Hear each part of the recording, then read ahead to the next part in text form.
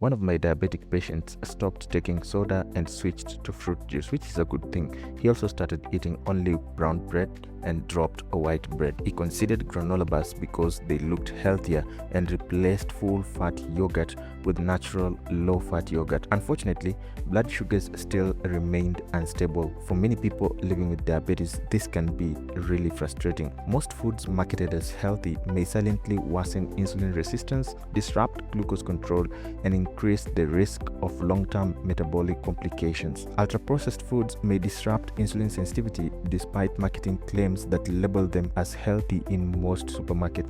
My name is Regan. I'm a medical practitioner and a clinical researcher with a focus on diabetes, metabolic health, and emergency medicine. In my daily practice, I manage and follow up patients living with diabetes and other chronic conditions. So what I'm sharing with you now is not just theory, but real practical experience from the front line of patient care.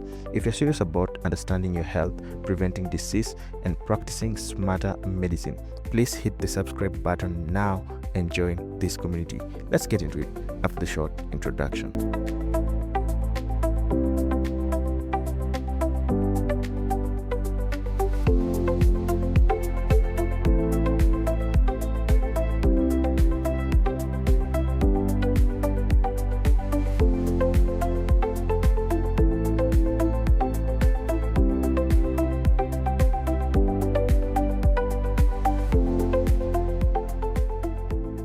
So today we look into healthy foods that are secretly bad. Diabetes nutrition mistakes that most people usually make unknowingly. And first, I'll talk about the packaged fruit juices.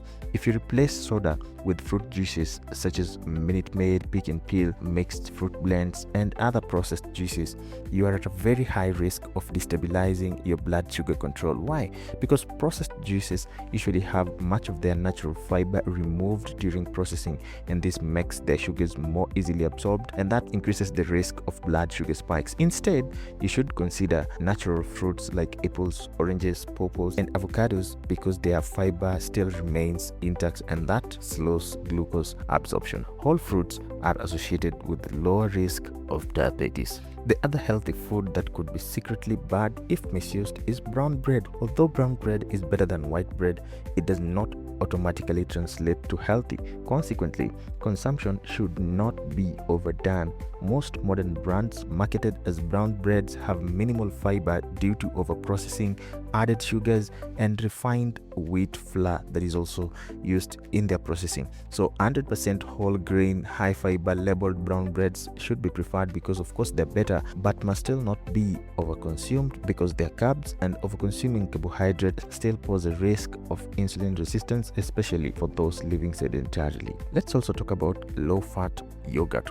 Although brands in the market may label their yogurts as fat-free or low-fat, most of them are usually flavored and may still contain high carbohydrate content, flavor syrups, and additional sugars. Plain unsweetened yogurts are better alternatives and are preferred because they bear more proteins, which enhance satiety, and they also have little added sugars. Examples of such yogurts in the Kenyan market include Brookside Natural Yogurt. If you can get this, it's one of the best in terms of manufacturing, and the contents are really tailored to ensure that we do not add more sugars into them. You can also find the Brown's Greek yogurt if you can find it anywhere. It's also one of the few that are not so much flavored, and this can help in blood sugar control and increasing satiety. The next type of foods are the smoothies and blended fruits. Just like fruit juices, blended fruits and smoothies undergo breakdown of their fiber structure during blending. As a result, they reduce satiety and increase glucose absorption. Commercial smoothies may also be packaged with ice cream, sweeteners, and added syrups, which are associated with rapid blood sugar spike. Let's talk about granola and other healthy cereals. Despite granola being marketed as a fitness food, you know it, this is granola.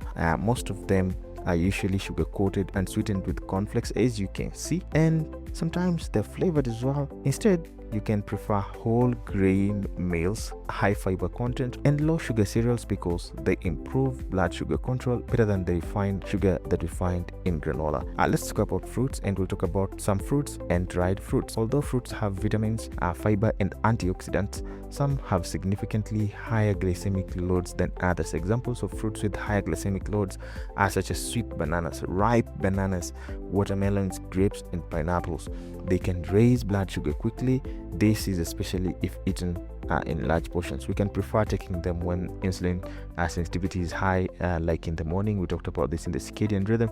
You can look at that, and that will help. But you should avoid them when you're taking large amounts of meal, and especially at night when you're going to sleep, and that's if you are diabetic. Dried fruits, let's also talk about dried fruits. It's important to know that dates, raisins, and dried mangoes are also usually considered healthy fruits. Yeah, that's true. However, the process of drying removes much of the water content and leaves sugar concentrated, and that is where the problem comes. That may spike your blood sugar levels, and people with type 2 diabetes should not consume them, or consume them with caution, because they can lead to blood sugar spikes. Having said that, what are some of the smarter diabetes nutritional strategy options that we could adapt? I will not just leave you with don't do this, don't do this. I'll give you an option of how to make your nutritional lifestyle better to control your blood sugar. So these are some of the nutritional interventional strategies that you could consider. Number one, practice meal timing as determined by the circadian rhythm. We talked about this. You can go and watch this video on the circadian rhythm. It helps you to know when to eat and when not to eat, when to eat more and when to fast. It can help you to practice regular timing. We should also consider high fiber diets because they reduce glucose absorption rate, and that significantly lowers post-meal glucose elevation. We should also combine carbohydrates with healthy proteins such as fish, chicken, eggs, and those ones have low glycemic index, and they help improve satiety. We can also reduce ultra processed foods because the process of processing these foods reduce the fiber content in them, and that makes them increase glucose absorption rate, and that is where the problem comes. The other strategy is to embark on mild to moderate physical activity, and lastly, never forget to frequently monitor your blood sugar levels. What are some of the takeaways that we should go home with today in this video? Ensure, number one, brown bread is not always whole grain. That should be noted. Number two, many foods branded as fat-free have hidden sugars. We've talked about that. Number three, juice may raise blood sugar levels more quickly than whole fruits. Number four, proteins, fiber, and healthy fats improve blood glucose control. Number five, read and understand all food labels you consume. In my action call today, I emphasize that unhealthy foods are not usually the obvious threats to blood sugar control because they are easily avoided by diabetic patients. Foods marked and branded as healthy in the market pose the greatest challenge because marketing overstates their importance and their branding misleads many patients who do not take time to read and understand their labels. Once again, if this video gave you clarity, if it challenged how you think about nutrition in diabetes, please subscribe now because this channel is all about helping you stay ahead of the disease and not reacting to it. Share this with someone who may need it because you might just change their life. Why? Because diabetes doesn't start in the emergency room. It starts silently, and the earlier you look, the more you can change the outcome. Thank you.